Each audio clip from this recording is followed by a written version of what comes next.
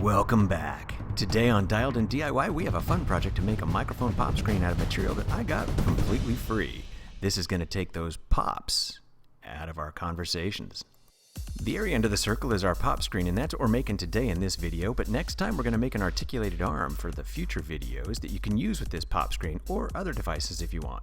And yes, believe it or not, this is all the materials you actually need. I do have a video linked below to the mattress deconstruction video where I got the fabric that I used.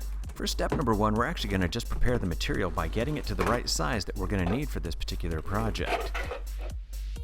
Any container with a lid that you can screw on can be repurposed for this particular project, and what we're going to do first is take the lid from that device and lay it over top of our fabric and trace the outline.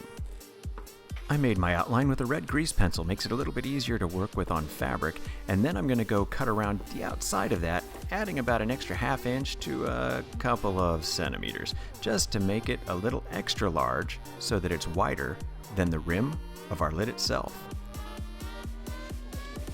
For step number two, we're actually going to just be preparing our frame for the screen itself, and we're doing that with our plastic container. And I have to be honest, the actual idea for this was originally something that was inspired by my mom. She used to do a lot of needlepoint, and she used to use a frame method like this to get her material prepared before she started her projects. So thanks, Mom, I appreciate the inspiration.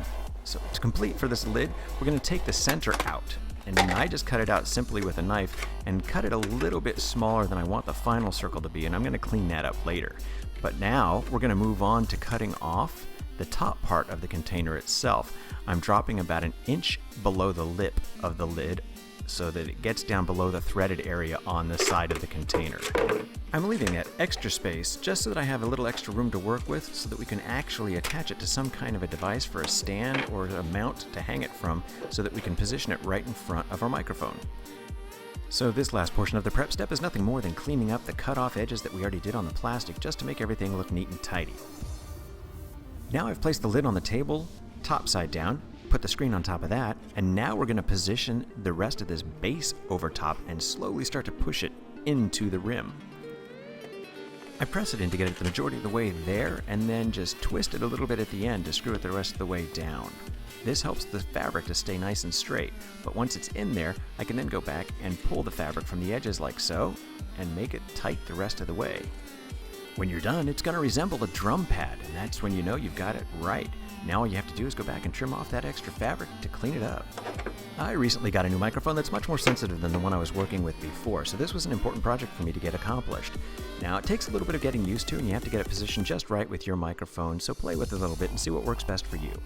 I've got it cleaned up and just about ready to put on a stand, but there was one more thing that I did with this before I actually mounted it, and that was put a little bit of white tape around the edge to make sure the lid didn't come loose. In a future video, I'm going to show you how I made the stand with an articulated arm out of repurposed parts as well. It's really handy and really effective. I like it a lot. Thank you for watching. Please press like and then subscribe.